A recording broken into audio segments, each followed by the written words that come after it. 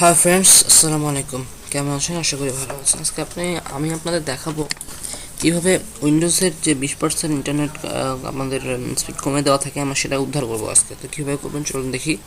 প্রথমে রানে যাবেন, রানে যেয়ে লিখবেন জিপি এডিট .msc, দেন যাবেন কম্পিউটার কনফিগারেশন, দেন অ্যাডমিনিস্ট্রেটিভ টেমপ্লেটস, দেন নেটওয়ার্ক, দেন কস্ট প্যাকেজ শিডিউলার, দেন লিমিট রিজার্ভেবল ব্যান্ডউইথ।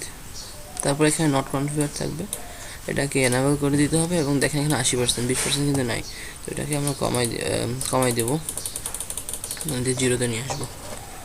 তো আশা করি এখন আপনাদের তারপরে অ্যাপ্লাই করবেন, ওকে করে বেরিয়ে আসবেন। এখন আপনাদের আশা করি আপনাদের স্পিডটা খুব ভালো হবে ইন্টারনেটের। তো এরকম আরও ভিডিও পেতে অবশ্যই আমাদের চ্যানেল সাবস্ক্রাইব করবেন এবং কমেন্টের মাধ্যমে আপনাদের মতামত জানাবেন। ধন্যবাদ সকলকে।